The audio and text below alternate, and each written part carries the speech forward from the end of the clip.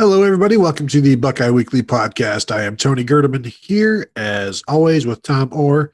Tom, how's it going? Tony, I was all excited to do this show in like head to toe Met stuff because it's opening day. And then the Nationals have guys in COVID protocol. And so opening day is canceled. And so is tomorrow. And so, welp, baseball season. And I know it's like 30 degrees outside. So yeah, it feels like baseball season. So yeah, it's going great. How are you? How's things in Cubs land? Well, in Cubs land, I signed up for my MLB TV free account, free subscription yesterday. And the Cubs are hosting Pittsburgh today. But for some reason, it says I'm blacked out. You're blacked out. You're blacked out because Pittsburgh is considered. You're considered part of Pittsburgh's market, even though we can't actually get Pittsburgh's games here. Yes, that has been a something I've complained about on Twitter.com for approximately 15 years. I hate it, and they play Pittsburgh so often, and of course, But yeah, it's frustrating. You'd like to be able to watch, and it's usually the Cubs will be on somewhere opening day, but no, because of their new sports network or whatever. I'm so, Tom, I hate sports. I'm so sick of sports. Let's talk about some sports. Ohio State football. All right. We talked to the Ohio State, I guess the safeties today. We talked to Matt Barnes, the secondary coach, and we talked to Josh Proctor, and we talked to Marcus Williamson.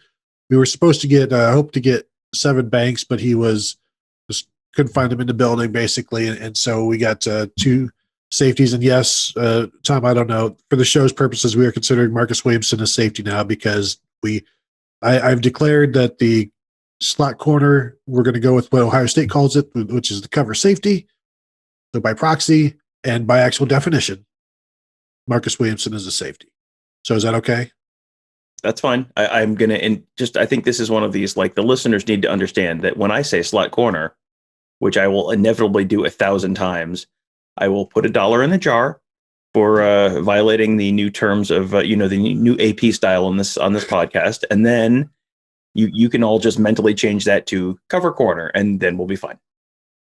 Or cover safety. $2. I don't know, man. Like, this is how you monetize a podcast. I may need to go into protocol and take the rest of the day off. I'm not sure. Goodness. Yes. Cover safety. Yes. All right. So let's start with, with Matt Barnes. And I guess we were trying to get some sort of a depth chart. Just where are guys at right now? And he said the same thing basically everybody else has. There is no depth chart. And right now, which is what Ryan Day said weeks ago, the focus is on teaching and fundamentals. And so he said, like, they're not even like looking at what they're doing on defense. They're just looking at feet and hands and, almost like fetishizing stuff. I'm just saying. But Ryan knew.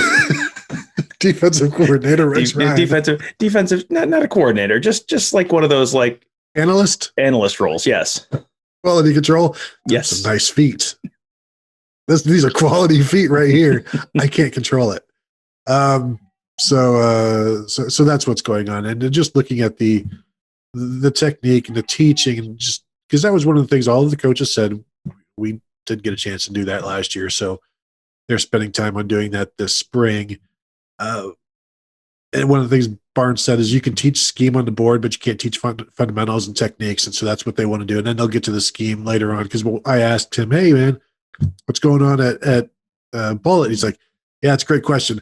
But, right now we're just, and just go on to answer anything other than what's going on at Bullet. And I think same thing in like free safety and what's going on in the slot cover safety. You know what? We could just call it slot.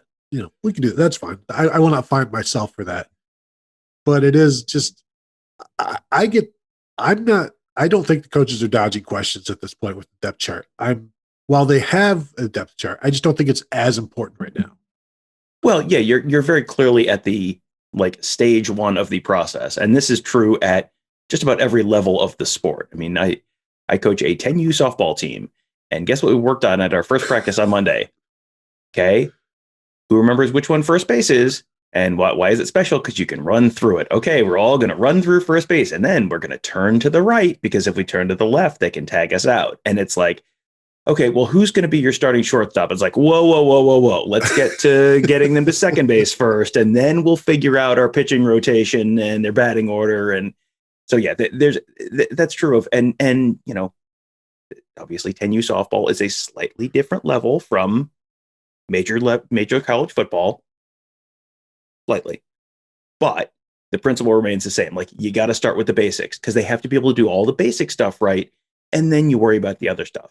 And I think you did see some technique breakdowns at times last year in that secondary. I mean, there were schematic breakdowns, there were personnel issues, there were some technique breakdowns. That was something that you heard from a lot of people, was like, the technique wasn't quite as refined as it probably was in previous years, and you had all sorts of reasons for that, as the spring and the real disjointed practices and all that kind of stuff.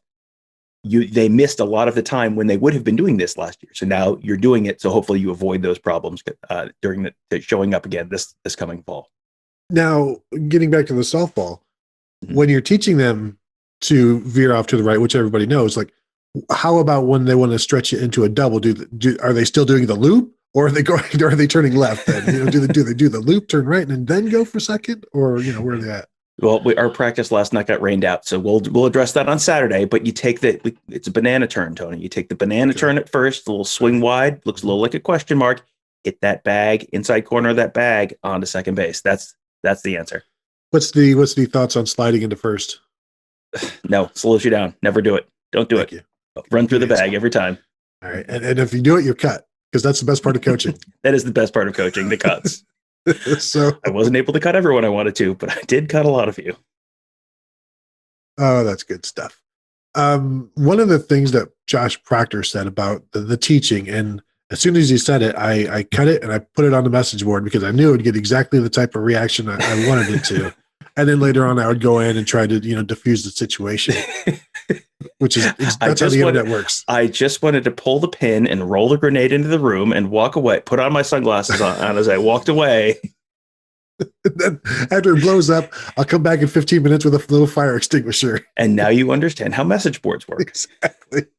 That's a little behind the curtain scene. But he said regarding Matt Barnes, I feel like he's better explaining stuff to us as compared to Kerry Combs. And of course, that's, you could take that in a number of different ways. I think one is that there is such a focus on explaining things right now that, of course, like, everybody should be better at explaining things this year than they were last year because they're doing it in more detail. Like, Al Washington should be better at explaining things this year because, frankly, I mean, you didn't have to do as much explaining last year with 4 seniors.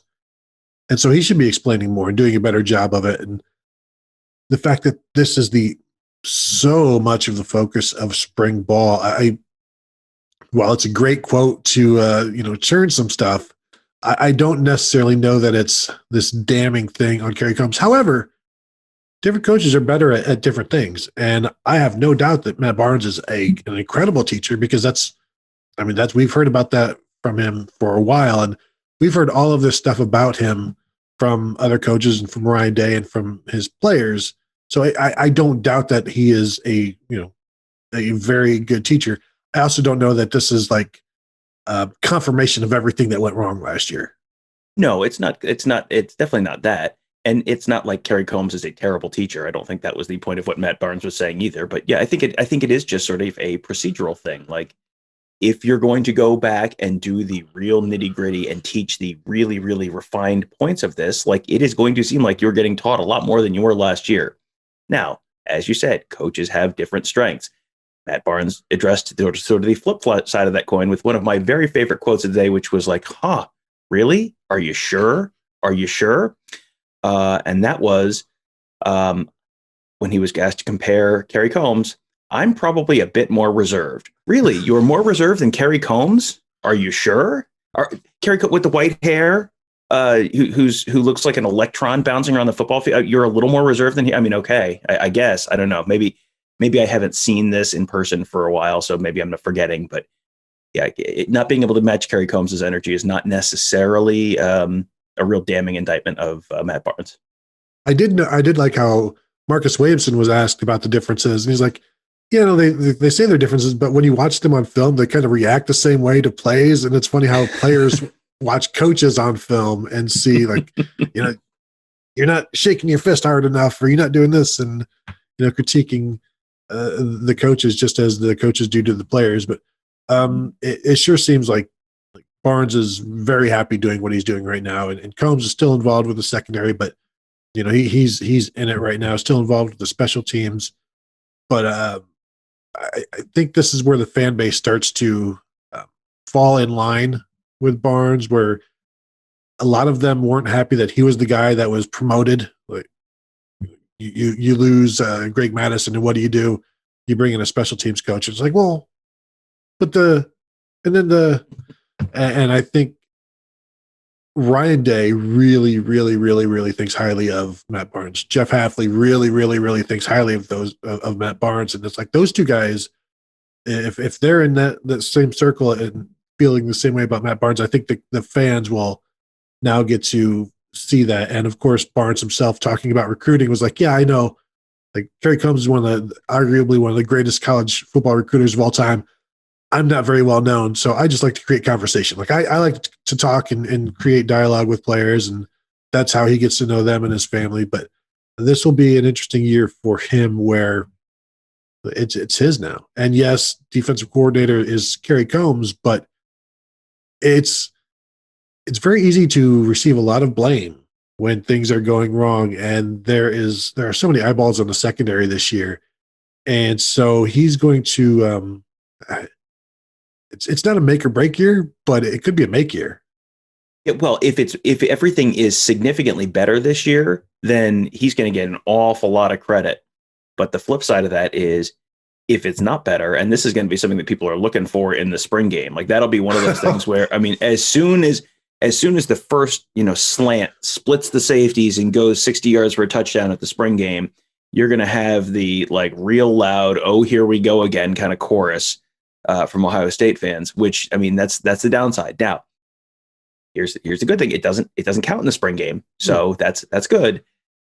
You better have it figured out by September or so. And if you have sort of a normal spring and normal summer, you've got plenty of time to get it figured out, because September is, we're 5 months and 1 day away from the start of the season right now. So you have time. You've got 9 more spring practices to go at this point. You've got the full 15 in the fall. You've got a bunch of time during the summer for guys to kind of work on stuff and keep practicing and honing their craft and all that kind of stuff.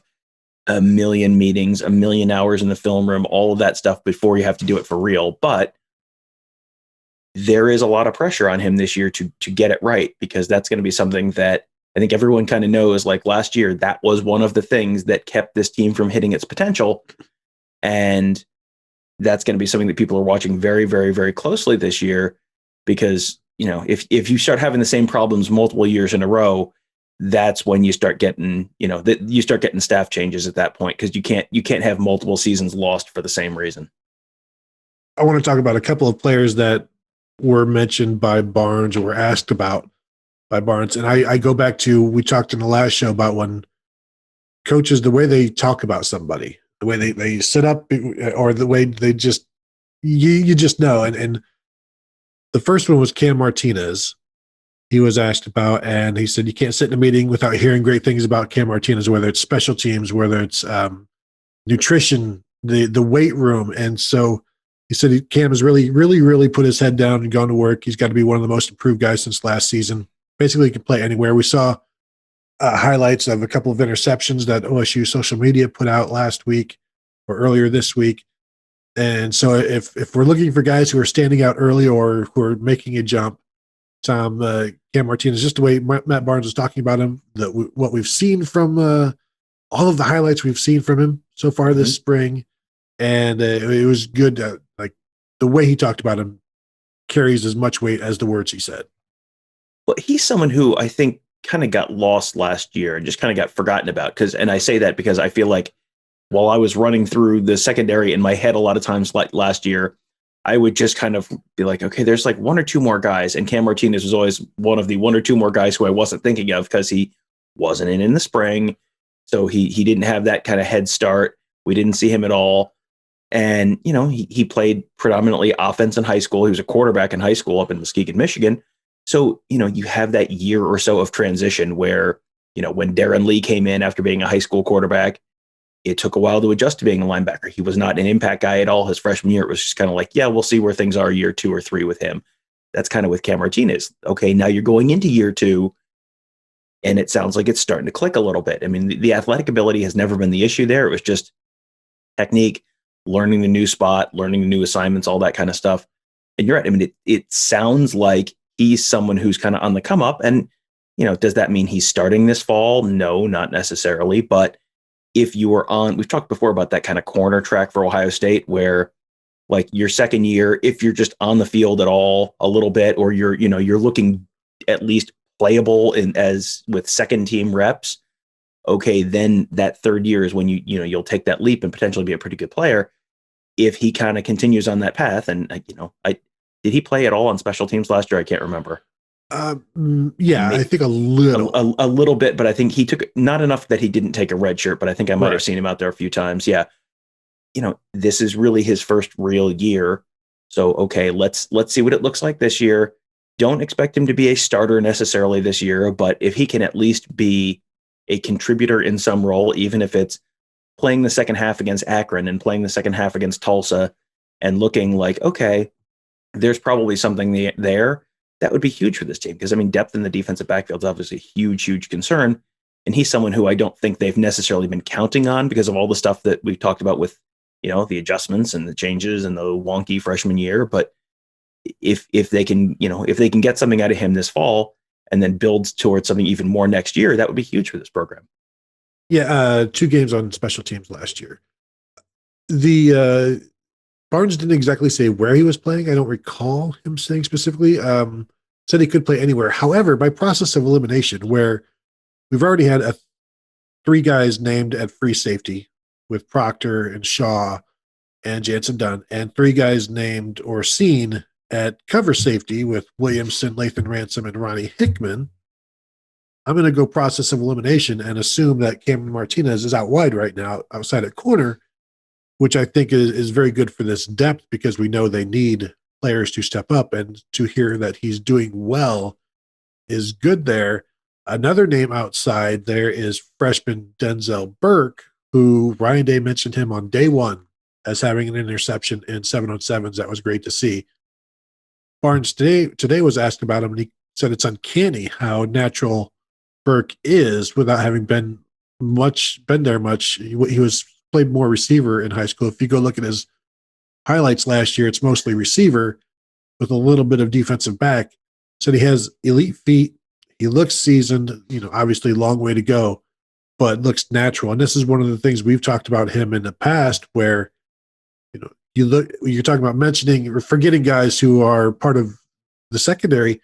Denzel Burke is kind of forgotten in the secondary in terms of corners because of Jordan Hancock and J.K. Johnson, who are going to be here this summer. And we've said this is a huge opportunity for Burke to catch up or exceed those 2 guys. And right now, what he's showing them is he's a natural athlete, maybe natural corner at this point, but certainly good to build this depth because it was Ryan Watts and it's Legend Cavazos. You don't know what you're going to get out of Tyreek Johnson. Don't know that you can really count on much from him at this point. And you have 2 young guys like Martinez and then Burke coming in. It was good to hear that being said about Denzel Burke today. And yeah, he's someone who I don't know why I always looked at him and thought he's probably going to end up in the slot. And just when he was being recruited, and then on the official Ohio State roster, I just checked. Cam Martinez is listed at 5'10", it's a little on the short side for a corner. And without having stood next to him yet this spring, I don't know how big the air quotes around 5'10" are, because sometimes when you're at that height, you can have some air quotes there. So, but Burke is listed at 6 foot flat, and that if you can get again, this is the same conversation, true freshman, he's not starting this year. If he is contributing on the field at some point later this year, that's a fantastic sign for longer term. I mean, that's just, you have to have realistic expectations here. But if he's flashing early, that means it's in there. And now it's a matter of just what Matt Barnes was talking about, refining that technique, getting better, and getting closer to being ready to contribute on Saturdays. So let's talk about Proctor and Williamson, because they were the other two guys we talked to. Josh Proctor right now is at free safety. Apparently is going to stay there for as long as he can hold down the job. He said it's good to finally just be at one place, because this is a guy who's played all over the field. He said the game has slowed down for him, which kind of happens as you get older, and he's worked trying to build his consistency, because that's one of the reasons that he wasn't at free safety last year. And the fact that he hasn't been there to this point, I already wrote him off as, okay, they don't think he can play there. And now that he opened up there this spring, it's clear that they're going to see what they can get out of him. And I keep going back to what Damon Arnett told us 2 years ago and comparing Josh Proctor to Marcus Hooker, when Proctor, as a sophomore, I believe it was a fall camp of his sophomore year. I'm going to stop you. He was comparing him to Malik Hooker, not Marcus Hooker. Thank you. Now you get to put $1 in the jar. Yeah, but I'm still up a couple dollars, so that's good. Thank you. I will never do that again. I'm totally going to do that again.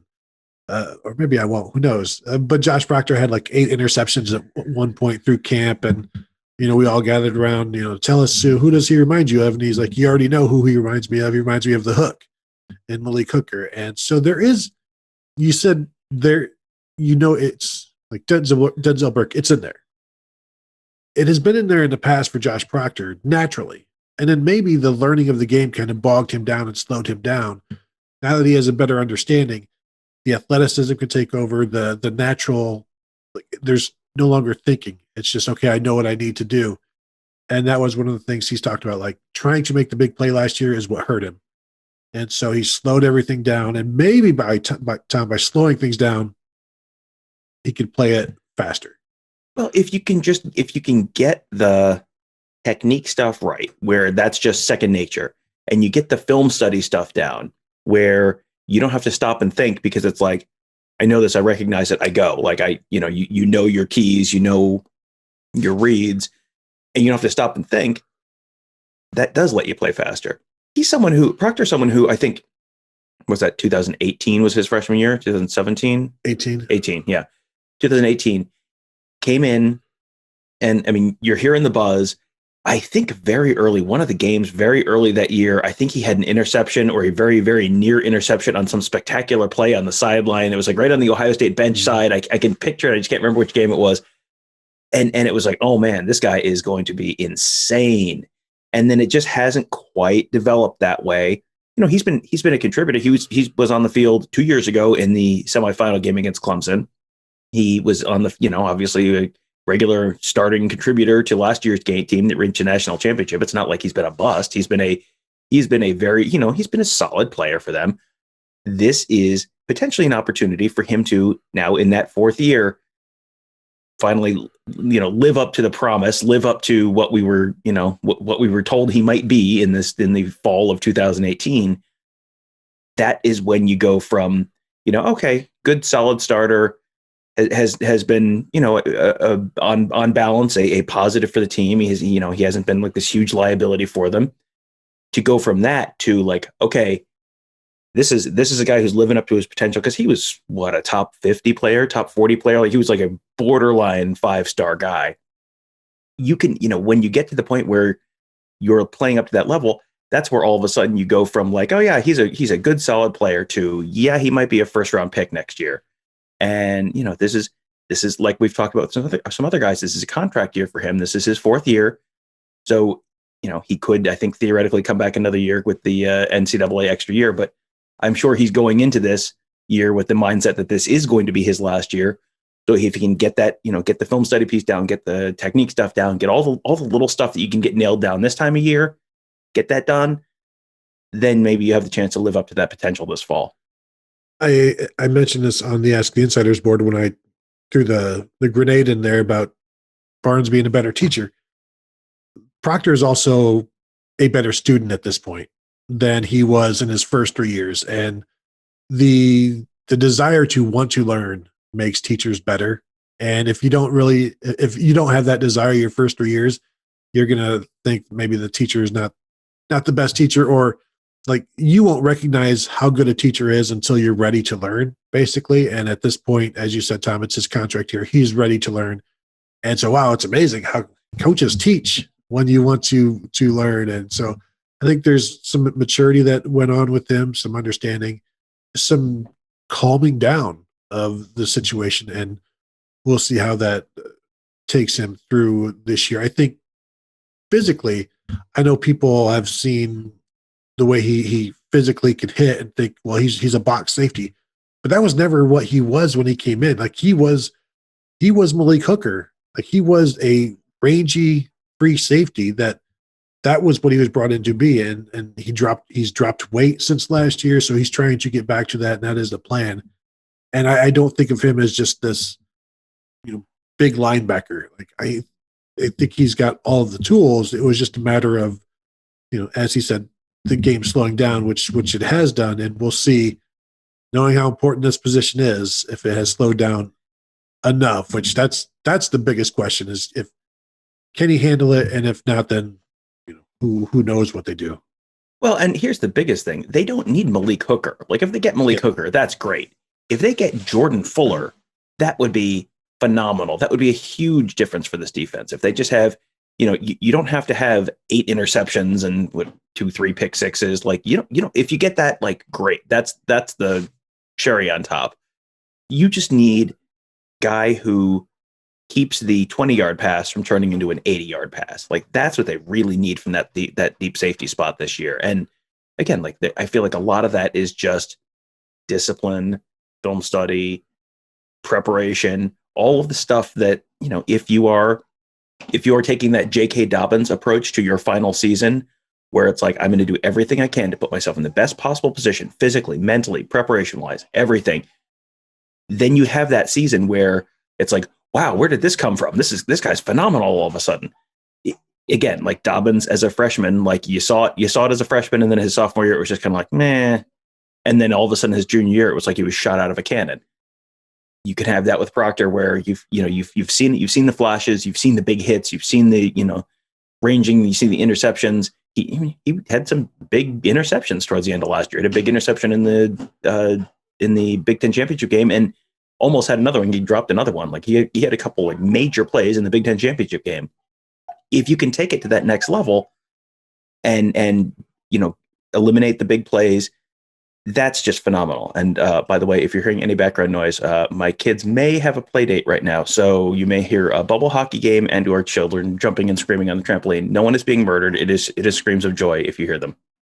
You should put the bubble hockey game on a trampoline and then like double bubble. Well, I'm trying to do it in stereo for terrible audio. So I have the trampoline on one side outside the window right in front of me, and the bubble hockey game is in the room behind me. So I'm trying to get terrible audio in stereo to really stay true to our mission and our brand as a podcast. Well, and good on you for keeping protocols of having the hockey in a bubble. It was the least we could do. So let's move to Marcus Williamson, who we kind of expected him to be in the slot last year and was there a little and then kind of morphed into this deep safety as they moved around and struggled. I think we would agree with that. Had some issues on, just in reading, in biting, and in coverage, tackling. He said, I like the fact that you could basically be right up until coverage and tackling. It sounds like a report from a preschool. He has issues with reading and biting. Biting, yes. I mean, part of him being that deep safety though last year, I think it wasn't that they looked at him and went, this guy's going to be a great deep safety. It was like, we don't like our options, so we're going to try something else because we know what we've got back there right now is not working for us. Yeah, and there was a lot of that last year, which is why it's interesting that Proctor is now he's as far as we know, he's been pretty much only at free safety. Williamson told us he's only in the slot right now, this spring. And you mentioned that until you're out there and watching the film from last year, you don't really know where you need to improve. And so he's learned from that. I'd say I'm more enlightened was his quote. It will be interesting to see how because Lathan Ransom is there as well, and we know how Ryan, all that Ryan Day keeps talking about him. Those two guys are playing the same spot, it would seem. I think they may be playing together in nickel, something of that nature. But what Marcus Williamson is doing, he came back.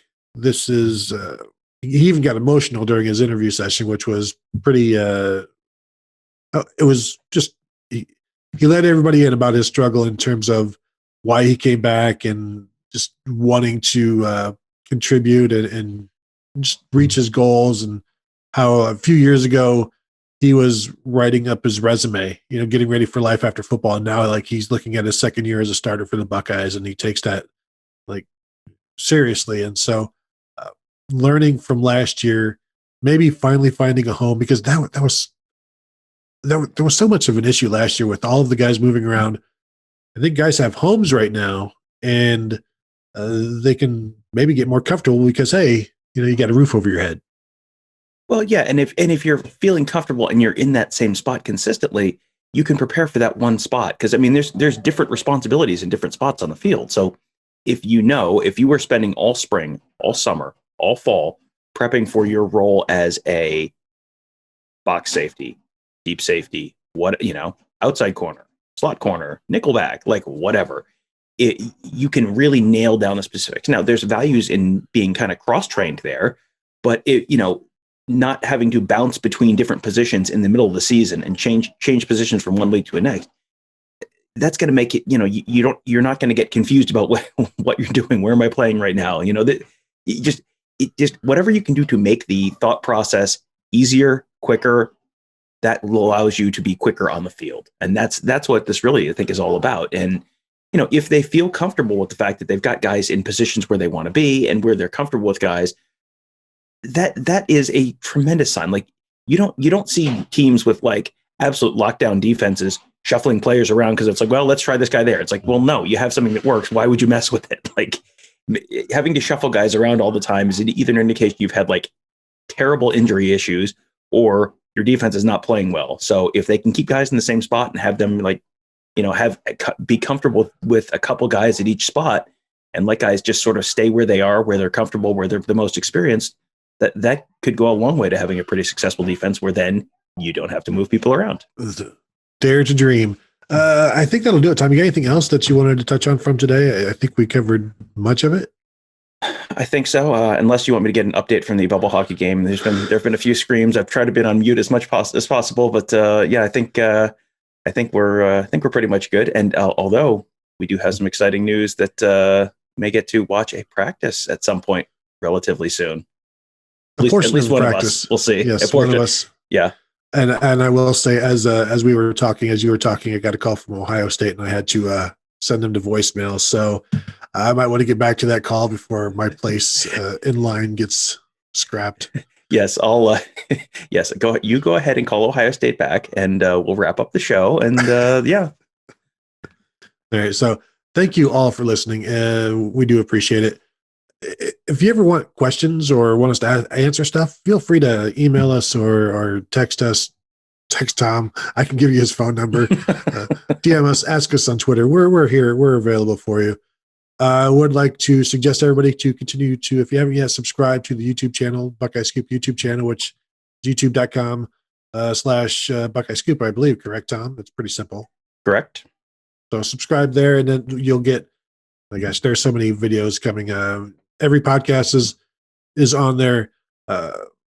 Highlights from recruits, interviews with recruits, just all kinds of stuff, interviews with players, Ohio State players and coaches. So there's always something happening there. I'd advise you to subscribe there. And if you're not obviously yet a member of the of Buckeye Scoop and a contributing member of the Ask the Insiders board, I would ask you like, what's wrong? What's wrong with you? But I won't get accusatory. I just suggest try it out. And we'll stop there. We'll thank you all for listening, and we will talk to you guys next week.